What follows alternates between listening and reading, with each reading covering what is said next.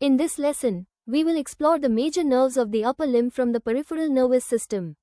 We will examine the brachial plexus origins and trace each nerve to its target muscles and skin regions. Watch as we break down this complex network into clear, understandable components with visual animations. The nerves of the upper limb originate from the brachial plexus, formed by spinal nerves C5 to T1. The plexus has three main cords: lateral, posterior, and medial.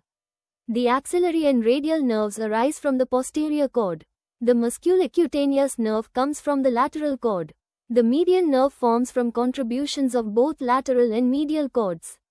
The ulnar nerve arises solely from the medial cord. Now let us trace the motor and sensory pathways of each nerve. The axillary nerve supplies the deltoid muscle and skin over the shoulder. The radial nerve controls the triceps and extensor muscles, and provides sensation to the back of the hand. The musculocutaneous nerve innervates the biceps and brachialis muscles, and the skin of the forearm. The median nerve controls most forearm flexors and hand muscles, with sensation to the thumb, index, and middle fingers.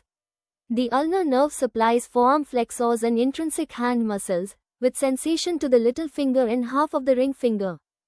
To summarize, here is a complete overview of the 5 major nerves of the upper limb. Each nerve has specific motor functions controlling muscles, and sensory functions providing skin sensation.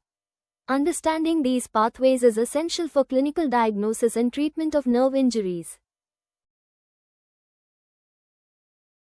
In conclusion, the 5 major nerves of the upper limb are the axillary, radial, musculocutaneous, median, and ulnar nerves.